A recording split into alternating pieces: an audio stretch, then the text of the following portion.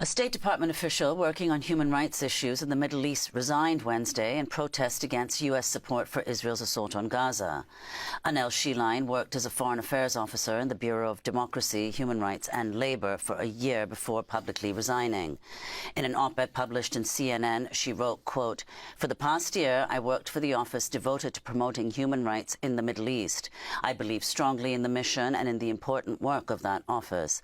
However, as a representative of a government that is directly enabling what the International Court of Justice has said could plausibly be a genocide in Gaza, such work has become almost impossible. Unable to serve an administration that enables such atrocities, I've decided to resign from my position at the Department of State," she wrote. Anel Sheline is the most significant protest resignation over U.S. support for Israel's assault on Gaza since the resignation in October of Josh Paul, the senior State Department official involved in arms transfers to foreign governments. Anel Sheline joins us now from Washington, D.C. Anel, welcome to Democracy Now! Can you tell us further about the decision you made? Thanks so much for having me and for your coverage of this issue. I hadn't initially planned to resign publicly. I hadn't been at State for very long, and I didn't think it would necessarily matter. But I decided to go public because when I started to tell colleagues that I was planning to resign over Gaza, so many people's response was, "Please speak out, please speak for us." Many people are not in a position where they feel they could resign, or they are trying to do what they can on the inside.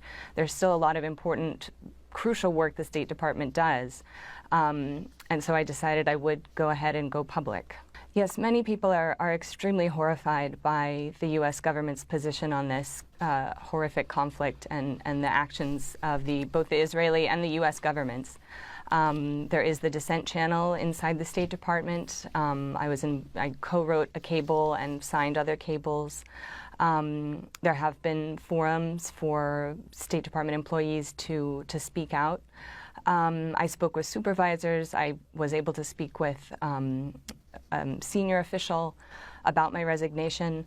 I think at the end of the day, many people inside State know that this is a horrific policy and can't believe that the United States government is engaged in such actions that contravene American values so directly, but the leadership is not listening.